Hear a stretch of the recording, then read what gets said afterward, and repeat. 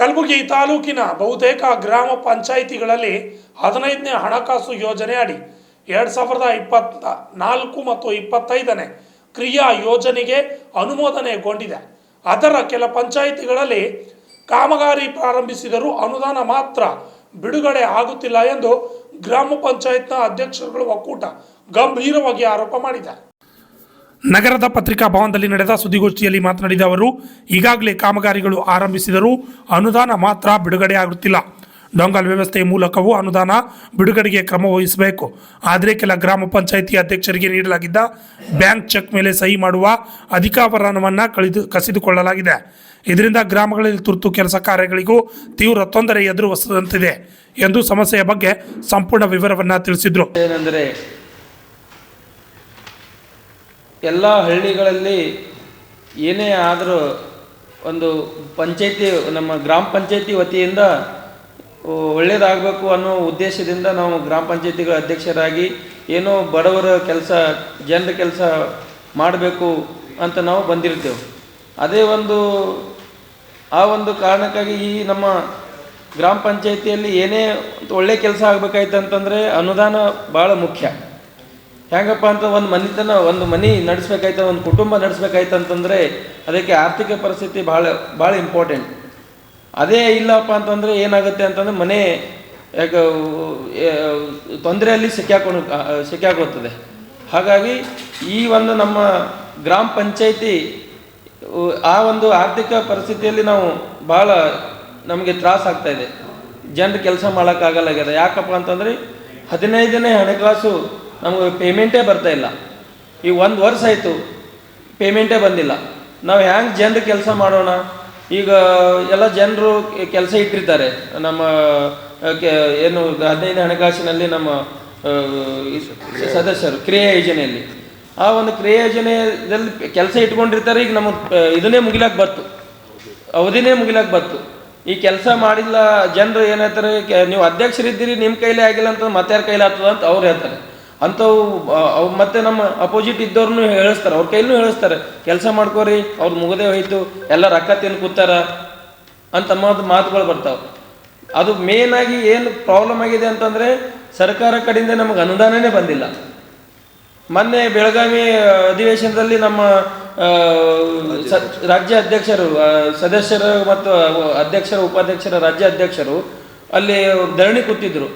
ನೀವು 15 ಹಣಕಾಸು ದುಡ್ಡೇ ಕೊಟ್ಟಿಲ್ಲಪ್ಪ ಅಂತಂದರೆ ನಮ್ಮ ಸದಸ್ಯರಲ್ಲಿ ಮತ್ತು ಅಧ್ಯಕ್ಷರಲ್ಲಿ ಉಪಾಧ್ಯಕ್ಷರಲ್ಲಿ ಏನು ಮಾತುಗಳು, ಏನು ನಾವು ಜನರಿಗೆ ನಾವು ಮಾತುಗಳು ಕೊಡಬೇಕು, ನೆರವೇರಿಸ್ಬೇಕು. ಅವರು ಕೊಟ್ಟಿರುವಂಥ ಮಾತುಗಳು ಹೇಗೆ ನೆರವೇರಿಸ್ಕೋಬೇಕು.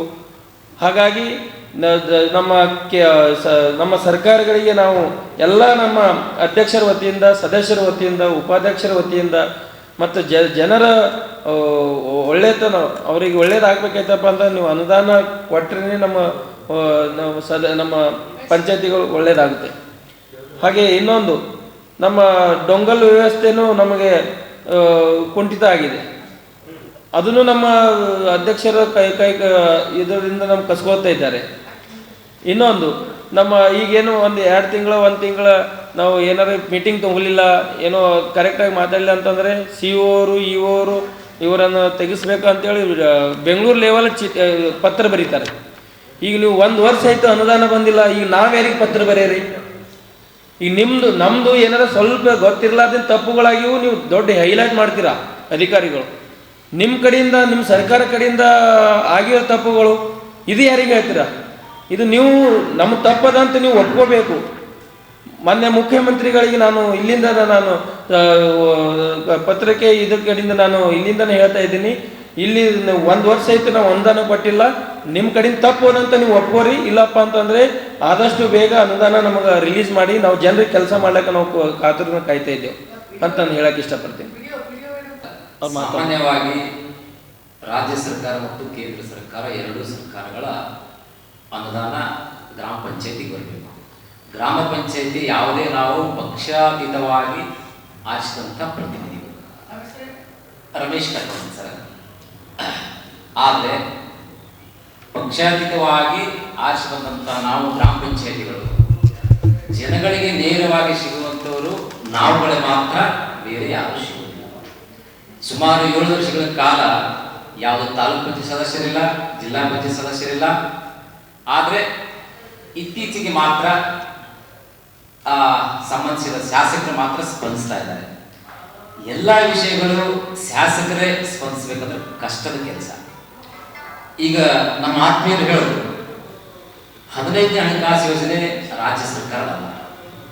ನಮ್ಮ ಟ್ಯಾಕ್ಸ್ ಅನ್ನು ನಾವು ಕಳಿಸಿದಾಗ ಅದನ್ನು ಕೇಂದ್ರ ಸರ್ಕಾರದಿಂದ ನಮಗೆ 15ನೇ ಹಣಕಾಸು ಬರಬೇಕು.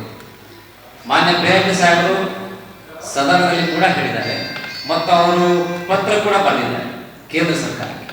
ಆದರೆ ಕೇಂದ್ರ ಸರ್ಕಾರದ ಬಿಡುಗಡೆ ಆಗಿಲ್ಲ ಅಂದ್ರೆ ನಮ್ಗೆ ಯಾವುದೋ ಹಣ ಬಂದಿಲ್ಲ, ನಾವು ಬರೀ ಆರೋಪಗಳು ಮಾಡಲಿಕ್ಕೆ ಆಗೋದಿಲ್ಲ. ಈಗ ಸಾಮಾನ್ಯವಾಗಿ ಅವರು ಹೇಳಿದ್ರು ನಮ್ಮ ಆತ್ಮೀಯರು, ಲೈಟು ಮತ್ತು ಚರಂಡಿಗಳು ಇಂಥ ಕೆಲಸಗಳು ಕನಿಷ್ಠ ಮಟ್ಟದ ಕೆಲಸಗಳನ್ನ ಮಾಡಲಿಕ್ಕೆ ಸಾಧ್ಯ. ಎದರಲ್ಲಿ ಅಂದ್ರೆ ಅದು ಟ್ಯಾಕ್ಸ್ ಕಲೆಕ್ಷನ್ ಆದ್ರೆ ಮಾತ್ರ ಅದನ್ನು ನಾವು ಮಾಡ್ತೀವಿ. ಯಾವ ಸುತ್ತಮುತ್ತಲಿನ ನೀವೇ ಚಂದ ನಾವೇನ್ ಕೆಲಸ ಮಾಡ್ಬೇಕು? ಅವ್ರು ಆರೋಪ ಮಾಡ್ತಾರೆ, ನೀವು ಆರೋಪ ಮಾಡಕ್ ಬರಂಗಿಲ್ಲ ಅಂತೀರಿ. ನಮಗೂ ತಿಳಿತದ 15ನೇ ಹಣಕಾಸು ಯೋಜನೆ ಕೇಂದ್ರದಿಂದ ಸರ್ 1 ವರ್ಷದಿಂದ ನೀವು ಮಾಡೋ ರಾಜ್ಯ ಸರ್ಕಾರಕ್ಕೆ ಇದಕ್ಕ ಅವ್ರು ಕೊಡ್ತಾ ಇಲ್ಲ, ಕೊಡಂಗಿಲ್ಲ ಅಂದ್ರೆ ಪರ್ಯಾಯ ವ್ಯವಸ್ಥೆ ಮಾಡೋದಕ್ಕ ಗೆಟ್ಟನ್ ಕುಂತ್ರ ಆಗಂಗಿಲ್ಲ ಸರ್. ಇದು ಸರ್ಕಾರಕ್ಕೆ ಸಂದೇಶ ಹೋಗ್ಬೇಕು ವಿಚಾರ ಮಾಡುತ್ತೀವಿ. ದಯವಿಟ್ಟು ಹೇಳಿ ಸರ್. ನೀವು ಎಕ್ಸ್ಪೆರಿಮೆಂಟ್ ದಾಖಲೆ ಮಾಡಿ, ಎಕ್ಸ್ಪೆರಿಮೆಂಟ್ ಎಲ್ಲ ಕೊಡಕ್ ಬರ್ತದೆ, ಕಂಡು ಸಂಧಿ ಬಂದಿದ್ದೆಲ್ಲ ಕೊಡ್ತಾರ ರೊಕ್ಕ ಅವರು. ಮತ್ತೆ ಗ್ರಾಮ ಪಂಚಾಯತಿಗೆ ಕೊಡೋದಿಲ್ಲ ಅಂತ ಇವಾಗ. ಈ ಸುದ್ದಿಗೋಷ್ಠಿಯಲ್ಲಿ ಫಿರೋಜಾಬಾದ್ ಗ್ರಾಮ ಪಂಚಾಯತಿ ಅಧ್ಯಕ್ಷರಾದ ರಾಜು ಹಾಲು ಹಾಗೂ ಫರಹತಾಬಾದ್ ಗ್ರಾಮ ಪಂಚಾಯತಿ ಅಧ್ಯಕ್ಷ ಶರಣು ಸಜ್ಜನ್, ಕುಂಸಿ ಗ್ರಾಮದ ಶ್ರೀಧರ್ ಪಾಟೀಲ್ ಸೇರಿದಂತೆ ಗ್ರಿಸಾವಳಿಗೆ ಗ್ರಾಮದ ಅಧ್ಯಕ್ಷರಾದ ರಮೇಶ್ ಆರ್ಕಿ ಅವರು ಹಾಜರಿದ್ದರು. Bureau report RJ32 Kannada news, Kalaburagi.